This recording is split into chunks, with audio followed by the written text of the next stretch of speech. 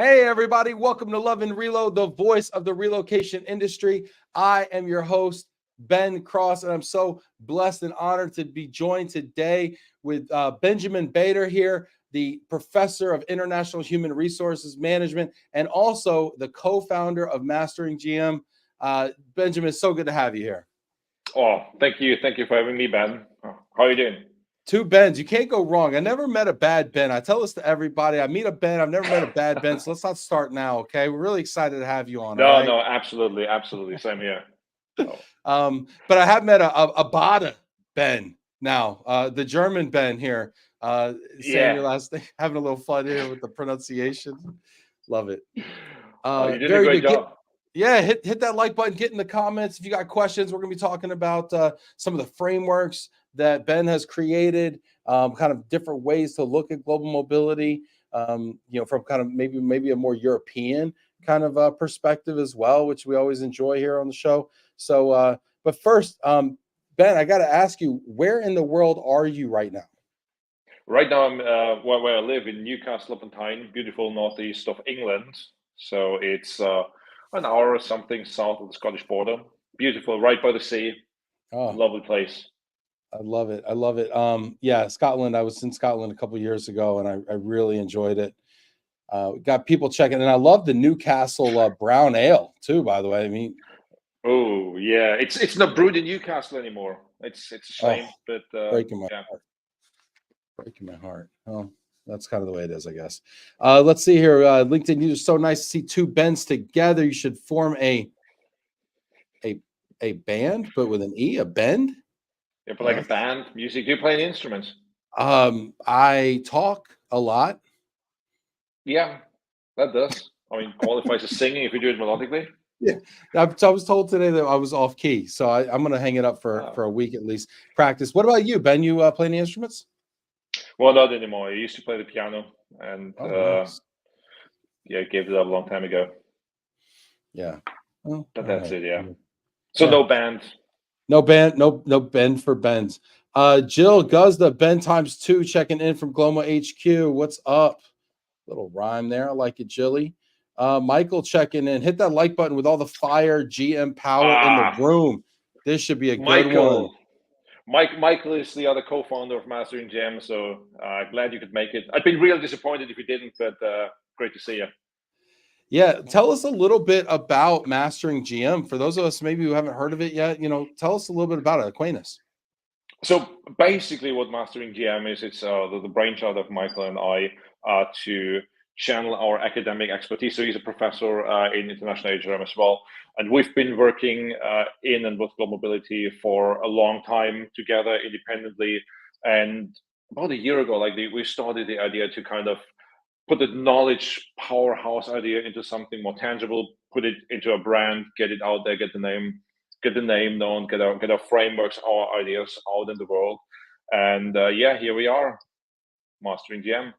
Nice. And tell us a little bit about kind of like the solutions that you offering.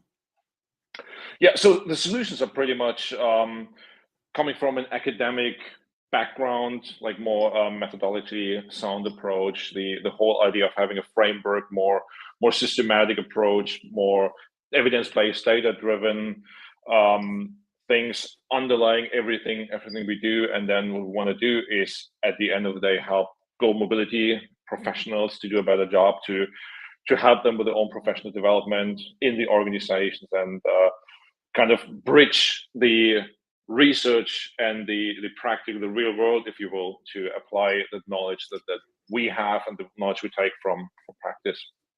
A couple of things you said there that I kind of keyed in on that I think is sorely lacking. One is data-driven approaches.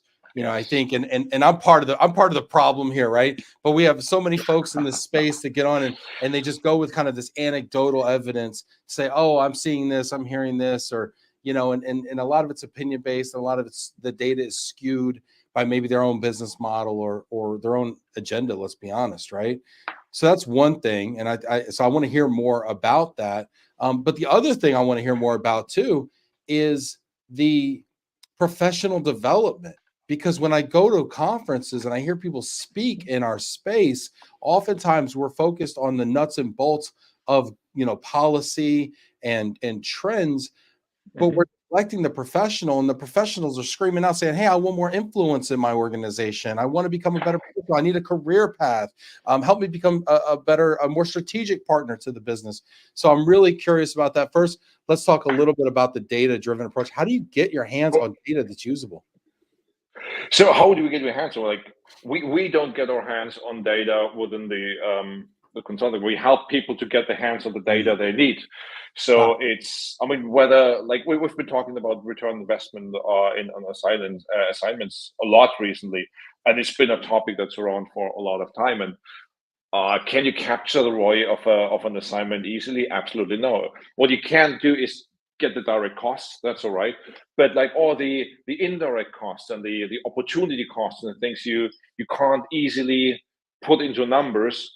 The convenient solution is to leave it out there. And now, when you said global mobility, you want to be more strategic and want to be more like heard in the organization. The big problem is, if you don't have the data, if you don't have numbers, if you come with the anecdotal evidence, that's not C-suite language. That's not what people higher in the organization want to hear. So you have to make a case. You have to make a business case for global mobility. You have to show, demonstrate, and evidence the value you clearly bring as a global mobility professional. And then the own professional development. So I'm working with global mobility for 15, 16, 17 years, like, and I met so many great people, and across the globe, like they are so dedicated to their jobs and to their roles, like helping others and making sure like assignees have a great experience and really do the best. And then when it gets to their own professional development, they just run out of time. They don't really, they look out more for others than they do for themselves. And Yeah, I think they should a little bit be more selfish, maybe, in a way. well, no, it's true. I mean, the nature of our business and the people that are in this are that we serve others, right? We help other Yeah. people achieve their dreams of working somewhere else and kind of navigating their career and all of that. And it's a very purpose driven and mission driven business within a, you know, within the commercial standpoint. I mean, obviously we're not for profits, but well, most of us, but I think you make a good point. And the other characteristic I see is that we tend to be more reactive, right? And tactical, right? We're like, okay, somebody has to get from here to here. What's the immigration issue? What's the tax issue? What's the household goods and logistics issue? Check, check, check, done. Move on to the next one, right? And so thinking strategically seems like a major opportunity. I want to go back to something you said about ROI though, because I've been really thinking about this problem for a long time. And how far can we actually get with the ROI conversation? Wow, how much time we got?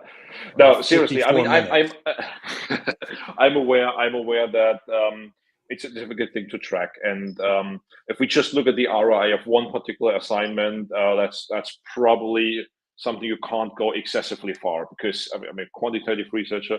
I believe in like law of large numbers and normal distributions.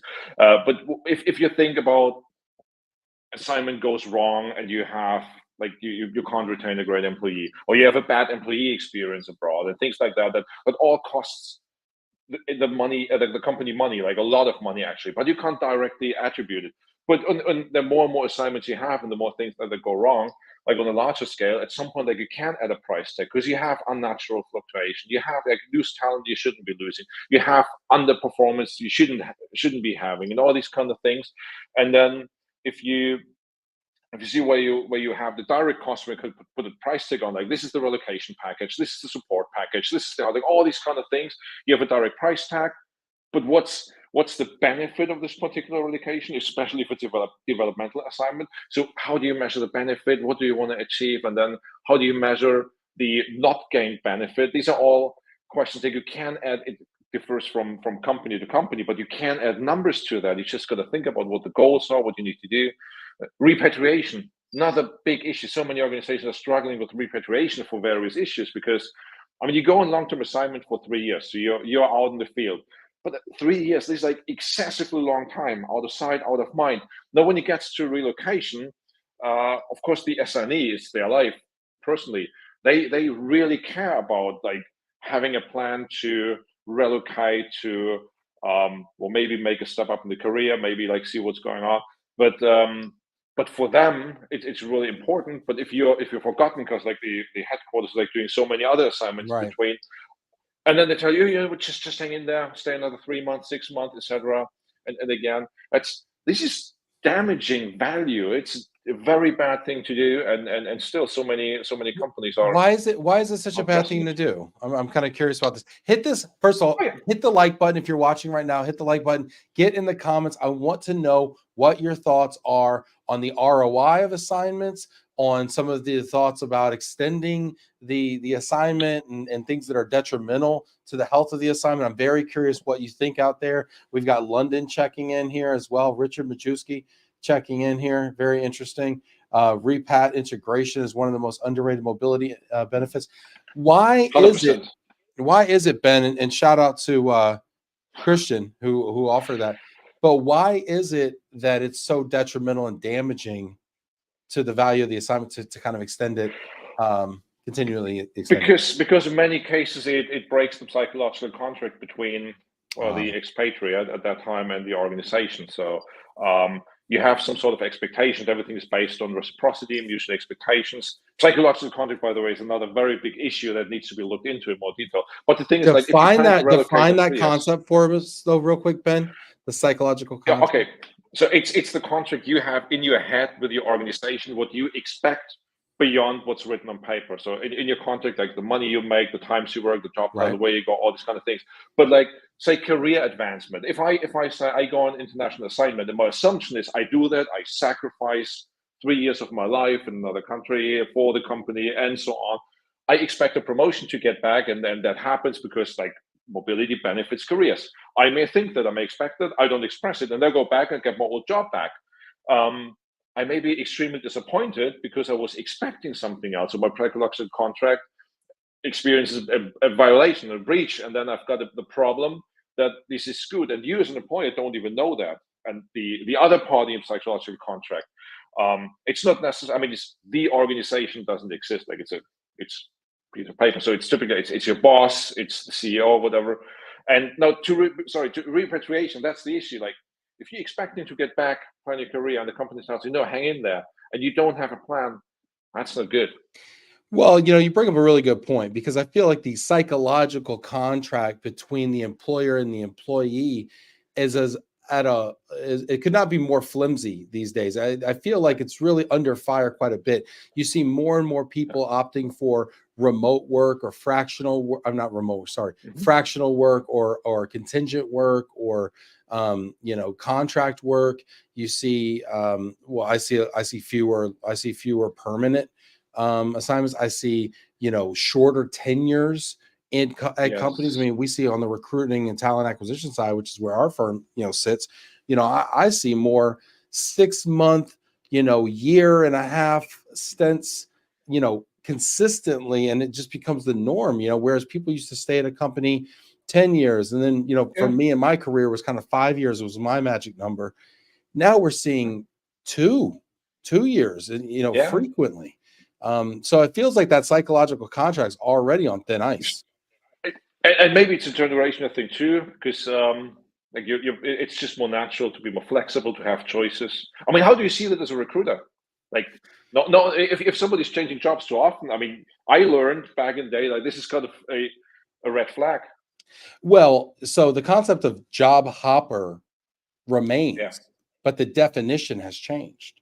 So a job Okay. hopper, back in the day might have been every 2 years, every 3 years. Now I think to call somebody a job hopper legitimately, it's like, you know, sub 1 year tenures.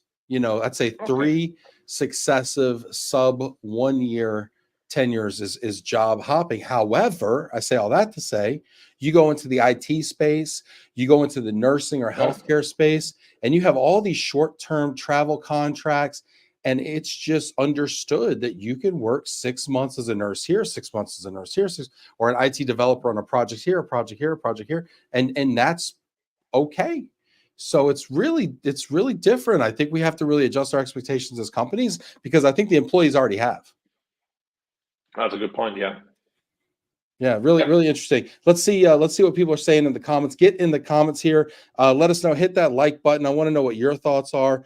This is the Ben and Ben show today, as we discuss the psychological contracts and how assignments kind of are playing into that.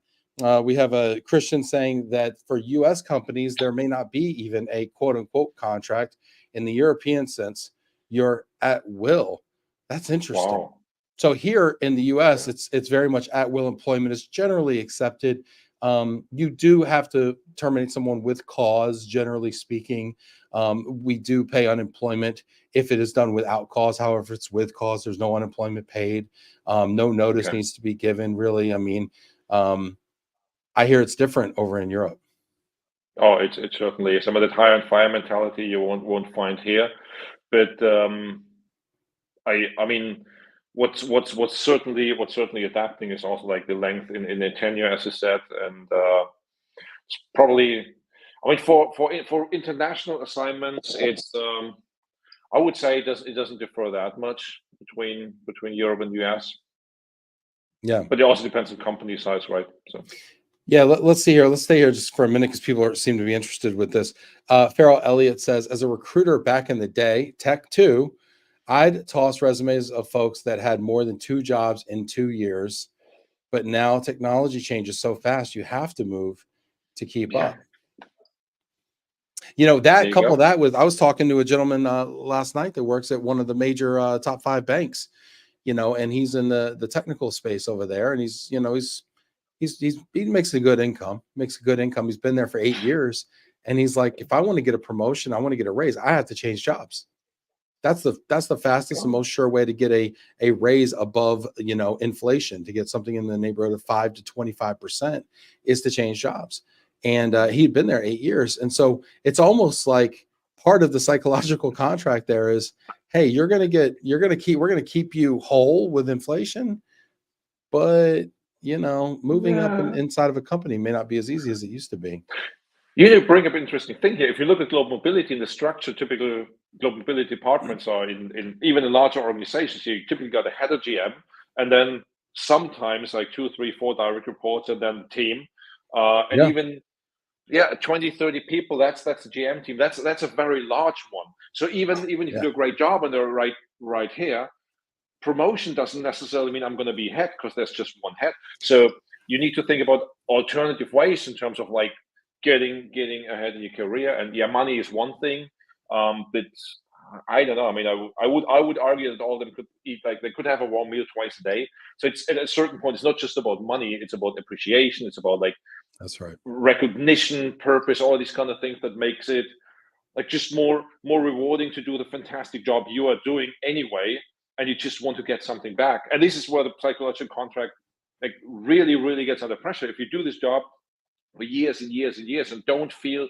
that you're getting enough back from the company, what you're going to do is you update your LinkedIn profile. That's the first thing you picture, and then you look left and right, and then I mean maybe Yeah. you get headhunted, maybe you actively look, but you're certainly not the most loyal employee, and then yeah, you go. Well, it's interesting because to use this case and get in the comments, I want to know what you're thinking out there. Hit that like button. See lots of comments coming in now. But to continue this example forward, this gentleman, he's like, if I were to move up in this bank, this very mature business, I mean, somebody's got to die. Somebody's got to die or retire in order for me to move up. Yeah, So the social exactly. contract with the people up the chain from him is actually affecting the social contract he's able to have with his employer, right? And so they're at odds to some degree, right? Absolutely. And that forces the mobility Absolutely. out to the side, to your point earlier. Yeah. Really interesting stuff here. I want to keep it moving, but I mean, we got some really cool stuff. Can we read some of these comments here, Ben? We got some good stuff here. Yeah, absolutely. Richard says, when our kids were going through secondary school, they were being told that they would have approximately 8 careers in their lifetime. So I guess moving around is expected and job for life is not as common. Is that 8 jobs in their life or 8 different fields of work? I'm curious when you say career. He says 8 careers in their lifetime.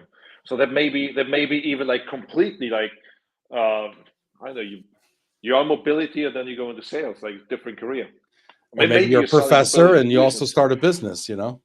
Exactly. You know, I get it. I get it. Interesting. Ben Cross on ROI, SME value to project specific work is underrated.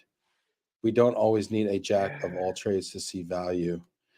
I want to ask you about this ROI thing, because this thing is really interesting to me. This thing to me is kind of the holy grail in our industry, right? If we could prove ROI, the funding would be limitless, and we'd all be sitting at the table at the right hand of the CEO, advising on all these, global business strategic decisions, right? We all envision in our dreams, but it's very hard. And the thing that I've always got stumped on, and this is where I might actually kind of debate you a little bit, right? You said you believe in the rule of large numbers and that there's more efficacy there with that. But what I see is the hard part of the equation is quantifying the employee's value to the company. Yeah. And to me, it's almost easier done on a one-off basis, because it's easier to say, Ben's a salesperson. His numbers went from, here to here. Therefore, that's money, and the gross margin on that and the net income on that is X, and the EBITDA generated on that's X. And therefore, I can weigh X against the cost of his assignment. What's hard is when you start to put all those numbers together and say, well, Janice in accounting and Bob over here in plant management and Ben in sales. That's when I think it's hard. But this is two different things. So the one is like prove the value of your mobility program, but you have mobility. The other one is, a couple of years ago, we did a very interesting study comparing expat performance management across the globe, and we're looking into Asian clusters, Germanic clusters, and American or Anglo-Saxon clusters of organizations. And shockingly, there's so many organizations, they do not have an integrated performance management system for their expatriate programs. Now, if you dig deeper, it makes a lot of sense, because how many organizations do have performance management as in a one-year appraisal where you meet with the supervisor, and you rate a bunch of stuff and say, okay, well, fine, well done, job, off you go, shoot. And if you don't, and it's hard to compare across different jobs within a single location. Do it globally, much more difficult. Yeah. But many a single location, it's hard, right? And now they go to France, or they go to the US, or they go to, and now they're in a different location. To your point, a different performance, management structure or expectation. Maybe some countries operate on a quarterly performance appraisal system, and house the data in a different silo. And for expatriates, like many don't. They don't define expatriate failure. Big issue, like in academia as well, and in the robot. Like, what's an expatriate failure? And there used to be definitions of premature return, which I think is bollocks. Because if you return prematurely because you've done a great job and the project is finished, why should you hang out? It doesn't make sense. And then, or if you get promoted, like you return to get a promotion to run another division. Exactly. Yeah. So that's not fair. On the other hand, I've been told this many times. Like, we don't want to put this failure stamp on people's heads. Because when and again, I'm a big believer in normal distribution. So if you send out 100 employees on international assignment, what it means, like 5 are doing an absolutely stellar job, 5 are absolutely horrendous, 10 on each side like are excellent and very bad, and there comes the bulk. And it's just as it is. And then you got to be honest, like when we're talking about promotion expectations. If you go abroad 3 years and all you do is dropping the ball, you shouldn't get a promotion. You should get the boot. But if you don't track that, if you don't follow up, that's a different thing. To really define success and failure, to define the expectations, to track it, to monitor it. Yes, and how do we delineate between that person's competencies and the effect that the program had on them? Absolutely, and sometimes it's hard. It's always hard. Sometimes it's impossible to do that, and external factors play a role. Yeah. Super interesting stuff here. And I want to make sure we get to all the stuff, because we also have some overrated, underrated. We got some top 5s that are interesting. Get in the comments, y'all. Keep the question. If you have questions for Ben, get them in the comments. Hit that like button here. But I want to ask you about MasteringGM and the WAVE framework that I've heard about. What is the WAVE framework? So in a nutshell, it's a strategic tool to help to enhance global mobility in general. So WAVE is an acronym. It stands for Workforce, Adaptability, Value, and Engagement. And that's looking into 2 different things. So on the one hand, we look at the focus scope. So we've got internal within GM and external outside GM. It could be within the organization, but outside GM. And then you look at the strategy organization, we differentiate processes and people. And if you have this as a 2x2 matrix, it goes into, well, workforce, adaptability, value, and engagement. If you, by the way, if you want to know more about that, we've got brand new Mastering GM community, which I'm sure we can put the link in the show notes. You can download the paper for free. We've got an assessment tool, which is available free of charge for anybody who's interested. But let's, you know what? Let's put your colleague Michael to work there. Michael, go ahead and put the link to that in the comments there. If you're still watching, yeah, there you go. Go ahead and put that in there. Let's put Michael to work. Can't just watch. There's no free rides out here. Okay, you gotta contribute. Exactly. No, but what we do is like it's a holistic approach. So we integrate various aspects in global mobility. Just not to look at GM as a whole, but we really have to tear apart what we are talking about. Are we talking about internal processes, or are we talking about external people and external stakeholders, and whatever it is? And then you can narrow it down. And built upon this framework, we have developed what we call Wave Trait Navigator, as in like your GM type. Because on the different dimensions, it's just you can approach them in different ways, and that's just more or less natural to you. Let's take your engagement, for instance, like how you externally like engage with people outside GM. Like for some people, it's just more natural to network, to go, like to be more outgoing. So we call them networkers. To other people, they're more balancers. They are really focusing on maintaining the network.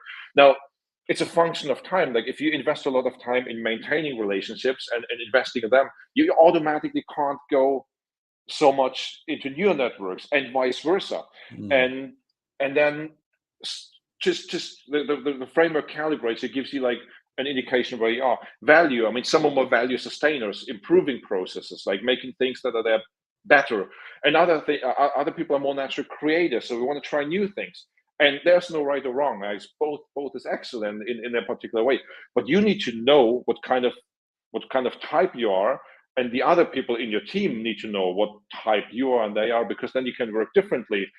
I mean, you better understand the approaches. You get from the unknown into the known, and we've got this for all these dimensions as a fundament to really start working on mobility in a much more data-driven, academically backed way, if you will. Would you say, and shout out to Monique here, love Monique, she's here watching. She's got a PhD and she's an academic. She says, love seeing both of you connecting academia with the industry, such a necessary conversation to have. Hi from West London. It's good to see you, Monique. Let's see here. Richard checking in here. Michael put the link in the comments there, the mastering-gm.com. You, Michael. That's the website, yeah. Would you say this is more of a career development tool, or what would you say the objective, if you were to kind of crystallize this? So the tool is, well, yes, it is career development. It's also organizational development. So it's the basis to be working with. So just let's say we work with a team of global mobility professionals in a particular organization. If I know that you are a networker, creator, innovator type, I know that different methods, different ways are more appealing and more natural to you, so I will focus on that. If on the flip side, I know that you're more balancer, sustainer, harmonizer type of person in these dimensions, I would just teach you different things, like the same things, like in a different way. And just like if you want to build a mobility program, or want to rebuild it or develop a new mobility program, you've got a team at hand, and then you come from the goal. This is what's so important. Like you come from what do you want to achieve, and you think about how you get there.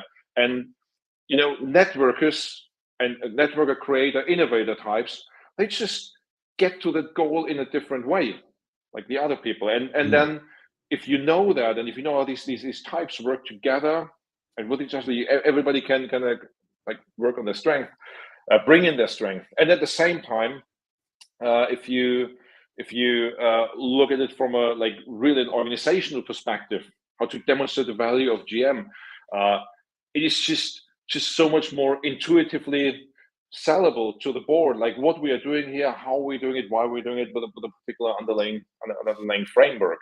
Yeah, I want to ask you about the why, right? So why did you and Michael co-found this this Mastering GM, and tell us about the why behind Mastering GM, and then I'd love to hear the why behind the Wave framework as well? That's a very good question. So it kind of goes hand in hand, right? So it wasn't like it wasn't MasteringGM Wave, it was kind of evolved together. So the short and simple answer, because it didn't exist. So we've got like for expatriates, for assignees or assignees to be, we've got a billion frameworks, cultural adaptability, cultural adjustment, all these kind of things and tests and so on. And that's a lot of great stuff out there. But I'm not aware of anything systematically developed for GM professionals. So there was a lack, and we've been writing about it in academic literature in one way or another for many years. We've been talking about it, and the other thing, like we've seen it. So in conversations, I'm sure when you talk to people in a project and see how they approach it, you get this idea. Okay, this guy is like doing it in a particular way, or that lady is doing that in a particular way, and then you kind of you wonder why they're doing that in a particular way, and you can kind of observe it. And what we did is we just developed a tool to delineate it, to identify, to help you to identify that particular type. And in this regard, we integrate theory into practice. What was that aha moment where you were like, we need to do this? The aha moment. Basically, I think it's a very good question. It's because we've been talking about that for so long. Yeah. When did it dawn on you that you're like, hey, there's a need in the market for this? Was there a moment that you said, gosh, there's a need in the market for this? Okay, I mean, it's kind of personal story. I don't know. So I was suffering from cancer last year. Oh, wow. All good, early surgery, fine, all good. But there was a decisive moment left because I was lucky enough to be lucky enough to be one of those who, knock on wood, like get out of this well. But this was more like the moment, just like we've been thinking about so many things, what you should do and what you could do, and I was just when I was looking forward again, like, okay, life goes on, was just like, let's just do it, kind of thing. And I mean, by no means, like it's just that I've not, I don't know, maybe would have done it without that experience, but maybe later. But I think many things, like you know that feeling like it should be done, but I know it's not the right time. It's not the right time. And for me, it's never the right time. That's the point. It's never the right time. But it's always the right time, right? It's like it's a paradox, right? There you go. Exactly. Yeah, very interesting. Let's see what Michael says here too. And I'm so happy that you've gotten past the cancer so far, and knock on wood, everything is going to be good in the future. Thank you for sharing that. Michael says, aha moment, working with a GM strategic advisory board and feeling how many GM leaders and professionals seek true insights and further developments and exchange. Yeah, across the board. But we've been observing this for many years, so it's just very interesting observations, discussions we had with people, and then kind of the trigger. Like, why do you think that global mobility professionals are craving these insights? Why are they craving these insights? Like, you mean from us, or like these? Yeah. I mean, he's noticed it, and I've noticed it too, right? I mean, I kind of led off with I see the same dearth of data and research and things like that, and now we started to see more academics in the space, which we've talked about, but why do you think why do you think global mobility professionals are craving these things right now? That's a good point. I mean, please answer the comments. Like, I want to hear from you guys. But one part of my solution to that, because they've been confronted with too many bullshit statistics and stuff like that. That's not properly done. I mean, people look at the average. If you look at, I don't know, engagement survey, like on a scale like from 1 to 10, like how happy are you? People rate this and you get an 8.5 average, right? You say, oh yeah, 8.5, that's not too bad. I mean, you can't be perfect, etc. So we do something. Where does this 8.5 come from? Like, do all people rate 7, 8, and 9, or do you have a couple 10s, couple 7s, a couple 1s, and 2s? And instead of like just looking at the distribution of the data and focusing on the 1s and 2s and say, okay, why is it you are so dissatisfied? What can we do to make it better? And there may be no solution. Maybe it's not us. Maybe it's them. We don't know. But we need to look into that. But no, it's just easy. You shoot out an engagement survey, got the average value, job done. And I think people are sick of that. Yeah. It does seem like the data that we're getting from our providers doesn't seem to match up with what we're hearing from the business and hearing from the people that are on assignment, right? So if everyone, let me be careful, but if people are complaining and we're seeing things anecdotally that aren't great, and yet we keep receiving 92% satisfaction scores, and I'm like, well, I know more than 1 in 11 people are dissatisfied here. So so we start to not trust it. So we're like, we need to dig in a little bit more. There's a study from the 1950s, and the 1950s, take this, right? And the other's like an engagement survey is like a hand grenade. Once you pull the pin, you have to do something with it. Otherwise, it's going to hurt yourself or other people. And if you do these engagement surveys annually, biannually, and then nothing happens, people just don't. I mean, and give it them. Like either they don't even participate or they just don't care. Click something because they don't care. And then the data is worthless. Yeah. No, it almost starts to hurt you, right? It's like, well, now you asked for my feedback. Exactly. I gave it to you and nothing's changed. So now the contract is even worse. Yeah, exactly. It makes things even a lot worse. So you better don't even ask them. Yeah, that's my approach. I say, listen, I don't want your opinion. I don't care. It's going to be what's going to be. All right. Don't get any, any inflated notions that anything's going to change around here. Okay. This is dude, if you're honest about that and communicate in a particular way, people know what to expect. Jackson's got a good question here from Canada. What's up, Jackson? Why would you collect data and not do anything with it? That's a very good one. Yeah. Let's assume this is not a rhetorical question. Let's answer this question. Why does this happen? Why does this happen?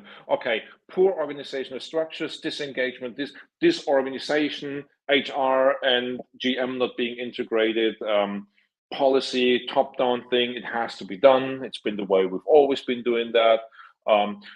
Or maybe just realizing that you open a can of worms and then you kind of try to put it away.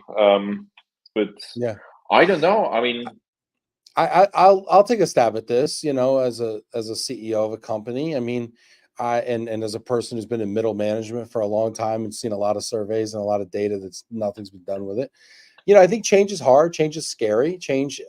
People see change as risky, and leadership wants to drive change because so here's my analogy. Maybe have you ever ridden on a jet ski before, Ben? Yes. You have, right? Okay. Let me ask you this. Have you ever ridden on the back of a jet ski before? Yes. With somebody else driving it? Okay. Yeah. Have you ever driven a jet ski have you been the one driving it before? Not before that, but I was like younger. I was sitting behind somebody, and then So was it a terrifying experience? Behind or driving? Behind. Oh, kind of. Yeah. I mean, kind of, right? Well, so I have a change analogy, right? Change is like a jet ski. So if you're driving the jet ski, it's thrilling. If you're riding on the back of it, it's terrifying. It's the same jet ski. It's the same experience. So leadership wants to drive change because whoever's on the back end of change and getting dragged along by it is having a terrifying ride, right? Their fate is in someone else's hands. Decisions are being made that they don't agree with. It's just bad, right? So if you're the leadership and you have the ability to decide who's going to affect change in the organization, you want to be the one to decide. You want to be the decider, right? And so while we should listen to our people and take what they say under advisement and try to act on it where fiscally responsible for the organization, the truth is, as human beings, we're terrified of change. So it's one thing if the managers come up with a decision in a boardroom, and say this is what we're going to do, and you're all going to like it or you're out of here. They have the privilege of being able to do that. No, I agree. And I mean, I'm German, so I mean, like the kings and queens of uncertainty avoidance, right? So, I get a shit stuff from the Germans, so sorry, but it's kind of I know what you mean. It's interesting. I was test driving a Tesla recently on autopilot bonus. God, yeah, that's all I mean. I had the urge to I didn't trust the car, and that's, I mean, 20 years down the road, you're probably just going to sit there and relax and have the car drive around. Well, think about every time you get on an elevator. Do you have the urge to rip open the control box and start manipulating the cables yourself? No, like, you just along for the ride, There you go. Yeah, it's really interesting. Did you know that elevators, when they were first created, they had operators to keep people from freaking out? The operator doesn't do anything but push the button, but it kept people from freaking out because nobody was in control.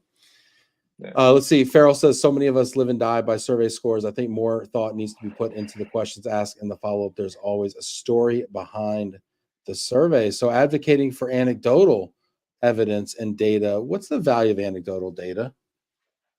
What's the value of anecdotal data? It creates a narrative. So, I mean, data don't lie on the one hand, but then again, you can interpret statistics in a different way. And then, I mean, just the way you phrase something, like, okay, well, 85% of our SMEs are absolutely satisfied with the experience. Yeah, that means 15 hate it, 15% hate it. And then if you break it down, that's almost 1 in 5. So, wow. Yeah. It's kind of funny. It's like we don't want to use anecdotal data. We want to use the numbers and get big data sets and use, data integrity when we look at them and we measure them and report out on them. And then we get the numbers and we're like, hold on, let's pull the anecdotal here. Let's get the verbatims in here. Let's understand the narrative behind it. So it's kind of like, they kind of seem like they both have to exist together. Yeah. I mean, and bear in mind, like, we often forget, it's like people have agendas. And if you're like getting survey data and do not something with it, like, if you never know what the agenda of the particular manager is at this particular stage. And so, yeah, that's something to keep in mind. Yeah. Jackson disagrees with the decision-making protocol. The people on the front end are serving the customers directly, see what needs to be changed the most. If they decide to diminish their employees' experience, they are not addressing the direct root causes and not serving the most important stakeholder, the customer. Ooh, there's so much in this statement. That's deep, man. There's a lot in this statement. What are your thoughts on what Jackson said? Well, the first question is the most important stakeholder really the customer, or is it the employee? Or is it the shareholder? I mean, we have to put that out there. We have to put that out there too. There's three stakeholders typically: customer, shareholder, and employee. Yeah. And I was literally just having this conversation last night. The who's the most important in the cycle, that pendulum has shifted quite a bit and continues to shift. What are your thoughts? No, fully agree, spot on. And then who's serving the customers directly, see what needs to be changed the most. Yeah, they may see it, but they don't necessarily see it. They may be standing in front of it, but don't see it. Why? Because they are not open to it. They are not receptive to what needs to be changed. Like, just the technological shit. Like, if you kind of used to sell the stuff you're good at, you know your tools, you know your pitch, and you go out there. Yeah, the customer may tell you that they want something else, but if you're not open to listening to them, to hearing them out, and then think about how you can address it, it's kind of pointless. Then they try keep selling the things to the customer you kept selling, was successful, and don't see it. So it needs good salespeople. Then agree.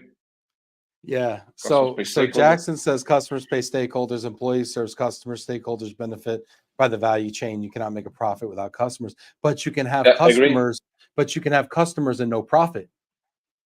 Absolutely. So if you have customers and no profit, the shareholder says, "Why am I even doing this?" Yeah, but then let me flip this around. Like, I agree. Customers pay stakeholders. Employees serves customer. But if employees are not serving customers or not serving properly, they do a bad job because they don't feel treated well, etc. Customer is not going to pay. So you're going to catch 22. Yeah, so I think the frontline employees have great data that they filter back, right? And leadership has to take that under advisement, but it's only one half of the ROI discussion, right? It's only one half of the equation, because what they don't understand is the profitability scenario. They don't understand, they're operating under the assumption of unlimited funds. When we start to propose solutions to management, we're operating under the assumption of unlimited funds and unlimited resources. Plus, I think in mobility, we're playing the long game. In talent, we're playing the long game. And playing the long game doesn't necessarily go hand in hand with short-term business goals, short-term agendas of people like on the career elevator, like on the way up. So yeah, it's really interesting stuff. These are great topics, and really interesting to debate. I think this is the point of the absolutely, show. yeah. It's why we do this in a long format, not a 5-minute Q&A. We like to dig deep and really kind of, it's complex. It's not easy. It's not It is, straightforward. yeah. But if it Um, was easy, it wasn't. Yeah, yeah, if it was easy, we would be boring. Yeah, be paid such handsome sums to do global mobility, would we? exactly. I want to have some fun here. Let's switch it up here. We're getting really in the weeds here with some of this relocation, global mobility talk here. And while that's all fun and games, I want to have some real fun here. Okay, you ready to have some real fun with me, Ben? Yeah, bring it on. All right. Let's get into it. You know what? We've got two lists here. You know what? And I'm going to start with a top 5. You know what? Let's do a top 5. Adam, That's a tough if we one. can get a top 5 up there. Ben is kind enough to give us a top 5 TV There you go. shows. Okay. Number Wow. 5. This may shock some people across the pond. The Office US version. Explain yourself. Michael Scott. That World's best brilliant, boss. brilliant show. Two words. World's best boss. Exactly. No, I mean it's a great show. I mean, there's so many moments when you think, yeah, seen that in real life. Like when you think that you couldn't, you watch it, that you could not come up with that, and then okay, well, actually, that's probably they got it from some real situation. So no, it's just a love the show, and like You are as a German. you're the second person from across the pond in the last 2 weeks to be on this show and say one of their top 5 favorite TV shows was The Office US version. And I just There you find it go. so interesting. Richard Majewski takes exception. He says, ouch, the UK version is much better. Richard, have you seen both? Richard, why is the UK version better? Ben, while he formulates that grossly overrated opinion, tell us why the US version is so much better. Well, I haven't seen the UK one. Simple answer. I've seen the German one, but it's like only loosely the idea, so it's different. But we're talking about that last night actually with some friends. I know. I mean, Stromberg is the equivalent to Michael Scott in a way, but I think Michael Scott in a way he is a good guy if you know what I mean. Like he means well, and he just does execute purely. And Stromberg is just an a-hole. Okay. I get heat from the Germans here, but like it's a different approach. But yeah, it's just I love the show. I think you nailed it. Honestly, Michael Scott is a good person. His heart is in the right place. It seems like Yes. he just executes so poorly. And I think it captures like this disconnect between like Boomer and Gen X and the modern day workforce in a way where you have this guy who thinks he's being the world's greatest boss, who thinks he's being inclusive or thinks he's being whatever, and he just screws it up royally. And I think we can all relate to that as people who want to do good in the world and just can't get out of our own way. Exactly. Yeah. No, fully agree. Whereas from what I'm seeing in the German one and in the UK one, the boss is just a jerk, just an out and right jerk. So there's not that nuance of good guy poorly executed. It's just kind of a flat. Just a jerk. Yeah. Interesting. All right. I love it. You're doing great. Number 4. Brilliant. Yeah, you're Texan, aren't you? I mean, are you originally from Texas? Yeah. I was actually born in Dallas. I grew up in New York, so it's weird. But yes, I'm. No, yeah. I mean, young Sheldon is just what I love about the show is how it developed over the time. How Ian, what's his last name? The main actor, Ian. Well, anyway, like how he like grew into the role with the role, and I mean, it's always been funny under like the connection to Big Bang Theory, but the way they're doing that, and you got like the whole family situation is just it's another spin-off. How do I put that? It's one of these few things where the spin-off is really almost as good as the original. Yeah, it's interesting you say that because number 3 is Breaking It's Bad. Breaking Bad. Oh, you're talking Better Call Saul now. Yeah. Didn't watch it to the end. Don't know why. For some reason, Better Call Saul. Like for some reason, like it didn't get to me as much. And I love Saul Goodman in the original Breaking Bad. My wife and I actually just watching it again for the second time, the whole series. Breaking Bad is just, at the time it came out, like it was out of this world in a way.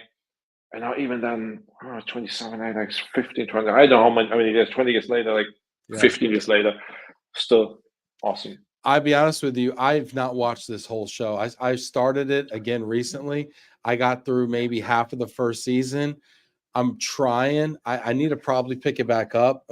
That's what happened to me. Like when we first started watching, exactly the same thing. Like, and then we are there, and then it's, when you get feeling like Netflix is empty, like you just go back to like what you started, and then at some point it just clicked, and then binge watch. It was before children, so we could binge watch.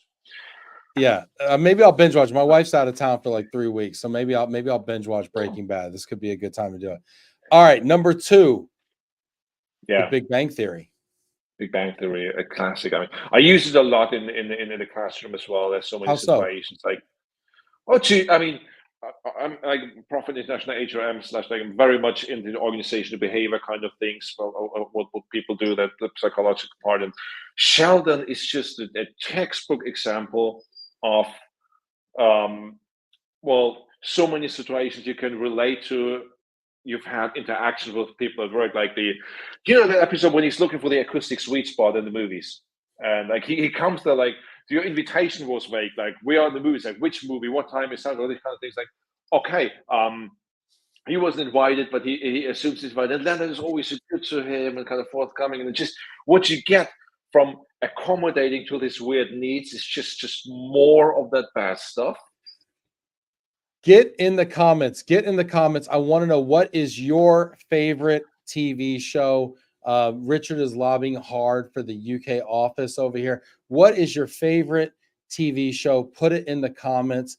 Or what is one show maybe that I should binge while my wife's out of town for a couple weeks here? I want to know. Put in the comments. Make some recommendations, because here we are. Number 1. This show is impossible to binge because it's been on since I was in freaking high school. South Park. Just love it. I mean, I know. I wasn't even sure if you say that. But, controversial right there. Controversial. I start dropping. I asked my team, I said, anybody like South Park? And I went on and gave them a bit about it. Half of them didn't get it, and half of them looked like I should be written up. I was like, I don't know what to tell you. I don't know. Oh, there's a couple of components. Number one is like they are just that like they've got that 0 F attitude. The 0 F's given. I just like, they just do it. They do the thing. And what I love it about is like, and this goes into adaptability, agility, and the how he doesn't die anymore. But how they produce it, like within 1 week, 6 days, so which is what can be like the time to market is insane. I mean, now computer animating is a lot easier, but like from the day they start working, 6 days later the episode airs. Wow. So they can be super recent events picked up when they happen. And I just think this is brilliant in a way how this is orchestrated to produce something that is, well, there's a little bit profanity in there. I give you that. But, but I mean, hey, that's the way we all talk, right? We just pretend we don't. So I think I love it. I think South Park's amazing. The Bill Belichick episode's phenomenal. There's so many good ones. Richard Majewski's checking in here. He says, Ben, you must tell people about Dinner for Two, shown every New Year in Germany. It's an English sketch, but strangely, no one in England knows it. Oh my God. Yeah. I don't know what it's about. It's probably comes from the time, like, which I can still remember. You had a TV, there was no remote, there was like 3 channels on. Yeah. So you're forced to do that. It's on, like whatever. I mean, it's an old lady. All her friends passed away, husband passed away, and then she's got a butler, and she has this dinner, and there's 4 people at the table. They are not there, but they have to eat with her. She sits there, and James the butler has to drink with everything. And because Jerome is Sophie, her name is Miss Sophie, and he does that, and he gets excessively drunk over the couple rounds he does, and then it ends. I don't know. I mean, That's great. it's I weird. love it. So Thanks for bringing it up, Richard. It's Richard's great. Richard is a weird thing. gem. We love Richard. Let's keep it going. We've got our flagship here coming up, our final segment that we always end the show with: underrated, overrated. All right, Ben, we're having more fun than average here. Okay, we are deviating from the statistical mean today. We have do. Yeah. Do you know how to play this game? Overrated, underrated. I do. Yeah. Okay. And you always win. Yeah, that's pretty much how it goes. Yeah. If you lose at life, create your own show. That's what I say. Overrated, underrated. Let's see. Number 5. Micro learning on the job. Overrated, underrated. Totally underrated. What the hell is micro learning? Tiny bits and pieces, bits and bobs, like learning, doing something, like whether it's like you either read a bit, like do like if you're working on a particular topic, like get it integrated in the job. I mean, for 2 reasons. A is I hear so many people saying, I would love to do more from a professional development, I just don't have the time. Well, yeah, I mean, if you're talking about like I know 1,000 hours online course, or like a 3-week course, I mean, I hear you, right? But like on the job, like dedicate time, 10 minutes, 15 minutes, whether you read something like an industry article, whether, or you even sign up for like even do a course like in bits and pieces, or a textbook, or whatever. Like make space in your diary, in your calendar, dedicated time of the day, and do that, integrate it, and it gets you ahead. Define your goals, what you want to achieve, and then work towards that goal, and then do your micro learning in a way that you can integrate it in your daily routine. That's really interesting. For most people, I think it's not time. I hear this and I feel like this is just code for not getting it. Like I give you a big idea and all you pick up is like you just micro learned it.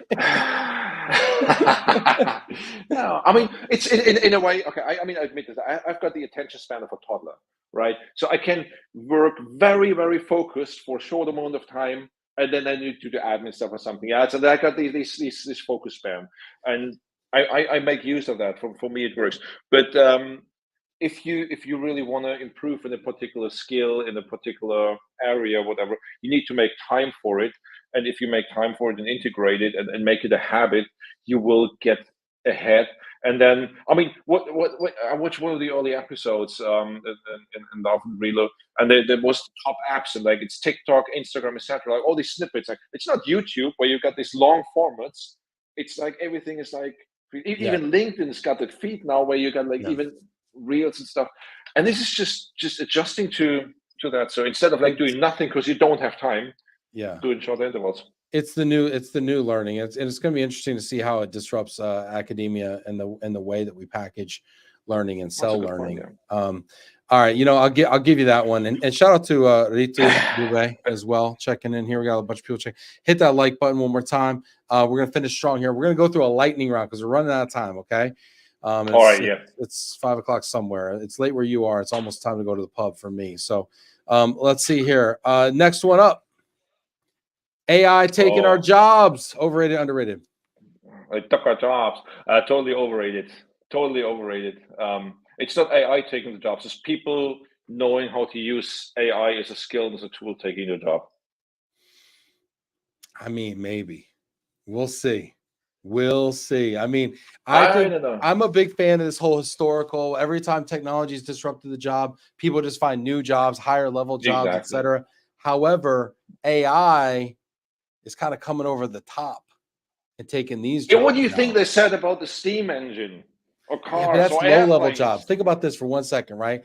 The steam engine, the cotton gin, the printing press. That's low-level manual labor that enables us to use our brains. But they're taking the brain jobs.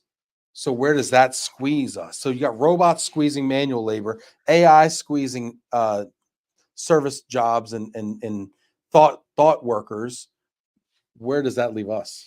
is it really thought workers? I mean, you know that LinkedIn new top thing you can get where basically I prompt something and then people prompt something in AI to put AI and think, is this really knowledge work or is it just like stuff? I don't know. How far are we away from having someone, a virtual Ben doing Love and Relo with a virtual Ben talking about, GM academia and the Yeah, but who research feeds and them?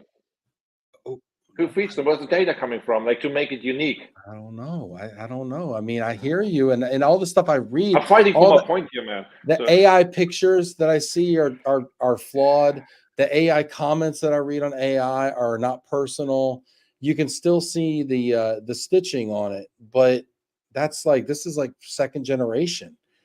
Wait till it's like fifth generation. It's going to iterate so fast. I mean, I hear you. I hope you're right, but I'm still going to yeah. start building that potato shed, because I don't know what's going to happen. All right, next one up here. Next one up. Low ball travel budgets and allowances. Let me guess. Overrated. Totally. Yeah. I can't believe what companies are doing here. Like they save on the wrong end. Like, What's oh, crazy to send, me? What's crazy to yeah. me, I agree with you. Companies are, in some cases, not all cases. There's a lot of companies that are hard up on cash. They're very levered from a debt standpoint. But I was talking to my friend at this bank, and he said, "Yeah, 2022, we had the most profit we'd ever had in the history of this very old bank, and I got a 1% raise. The next year, Woo. 2023, we had more profit than the year before, no raise." He's like, so there's lots of cash being hoarded and equity in the market, and yet we see benefits Yeah. and salaries at the mid to high mid, Yeah. the mid level being I stagnant. was talking to a friend recently. He was going to the US for a work thing, and well, basically they flew him and like he had like arrived there, like work the next day, 3 days straight, and then fly back. And yeah, they have to fly economy class because of cost savings and etc. And they expect him to perform the next day. And I mean, in a way, I I'm not saying you should send a private jet, right? But if you want to perform at the top level, you need to be well rested. You need to be like really in a like in a mood and a position to kind of do that. So it's kind of these tiny things. I mean, I'm 6'6", so it's probably like a little harder for me to Yeah. cramp Oh, in things. But I'm as wide as you are tall. So, I hear you on that, right? I was like, no freaking way I'm flying yeah, overseas in economy, because yeah, because the whole thing with benefits is, and the same thing with relocation packages and assignments are, at some point I say, no, I'm not going. yeah, exactly. Or you go and you're in a bad mood and you're I mean you're the employee satisfaction and the assignment experience. We all want to get up. Like you bought the plane, you're already here. Like why? Because like to save like three, four, $5,000 in a six, maybe seven figure relocation package. Really? Yeah. Yeah. Super interesting. All right. Next one, outcome focused meetings. Totally underrated. Especially since virtual meetings, COVID's like if What it's an does this hour, we do mean? an hour. It just means if you do meetings and you don't have an outcome, or you don't focus on the outcome, you have a chat, and that's great. If the purpose is having a chat and entertainment, fantastic. Like we were talking for more than an hour, and I think it's really great to do that. But if you bring in a lot of people in the room or in the virtual room, and you really waste the time, their work time, where they could be doing efficient things, you achieve nothing. And you know, it's kind of I've seen so many meetings like where you have like a rough idea what you're gonna do, maybe an agenda, maybe not, like maybe skeleton agenda. But I tell you something, like if you book a Teams meeting for an hour, you will be in the meeting for an hour and you will fill that hour, although you could be done quicker. Yeah. And even it's just if people start talking about any other business for half an hour, which by the way, when I said the agendas, like I recommend do any other business at the beginning of the meeting, because then you can decide whether people really have any other business or they like just want to get stuff out there. Because Yeah, I think it's interesting. Hit that like button one more time. Let me know what you think about this. One of the things I found interesting, I know people are trying to cut down meeting times, and that's cool. One of the things I thought was fascinating about, I think I read this about Amazon. I mean, they're notorious for like the pizza rule, right? Don't have more people in a meeting or people reporting to you. They can share a pizza. But the other thing they did was they had meetings where they allotted time in the meeting to read the source material. So the meeting actually became longer. So it was like an hour and a half meeting because they budgeted the time to read the source material. And it seems counterintuitive because, like, we'll do the homework and prep before you get to the meeting. But so many people come to the meeting and haven't prepped and done the homework. So then nobody can have a good conversation in the meeting because half the people have read it and are dominating the meeting, and the other half are obfuscating the fact that they haven't actually read the material and they're just trying to. But that's bad leadership, and it's an organizational culture thing. Sorry, but if this happens, if you call in the meeting and people are unprepared, send them home and have them prepared. So it's Yeah, but it's work. So why are they going home? Shouldn't they be doing work at work? I mean, it's. I like the idea because I'm not a homework guy. I'm not a self-directed study kind of person. Like I'll sit around the table and like study hall versus going home doing solo homework. I just thought it was interesting. Last one. Do we got one more? I think we might have one more here. In-person workshops in top tier locations. Underrated. We've been doing it a lot. Like I can't. The vibe is so different if the location is cool. And that is because like you learn with all senses, right? Why? And if you're trapped in a windowless room, shoot. Why is that though? Why what is it about a location that like opens your mind or something? That's the thing. Locations do that, and in many cases, like you kind of save money. Like you just save on the wrong end. Like if you wanna creative minds at work, like doing the best job, you have to make sure the hygiene factors are there. And if you don't do that, you don't get them here, you get them here, or even here, and that's a problem. Yeah, love it. All right, sounds good. I like this idea. I might include this in my next meeting. I might have to do it in a really super different, interesting location here. Richard's saying, been a great show. Pleasure to listen. Very interesting. Thank you, Ben and Ben Moxgut. What is that? Mach's gut. That's German for farewell. Like take care. Oh, okay, very cool. And Michael, the boss of our school of management, does not allow AOB. He thinks it's a waste of time. What's AOB? Any other business. Any other business? Very cool. All right. Ben, leave us with a final thought before we sign off. Thanks for having me, man. It's been a pleasure. I love the show. Great to be a guest. It's great to. I mean, I hope it was as fun as was for me, for anybody watching. And if you join MasteringGM community, please do so. If you want to connect on LinkedIn, please do so. Happy to have a chat, interact, and have a great rest of the day and the rest of the week. Thank you. Awesome. Ben, thank you so much for being here. Ben Bader, Professor in International Human Resource Management and co-founder of MasteringGM. Thank you so much. I loved the candor. I loved the humor. We had a lot of fun. Thanks for going with me down these rabbit holes and such. It was great. Thanks for everybody for tuning in. We wouldn't have a show without you. So hit that like button one more time. Let everybody know what your favorite part of the show was. And we will be back next week after the U.S. holiday. It's our Independence Day, where we escaped from British rule. So shout out to my British friends out there.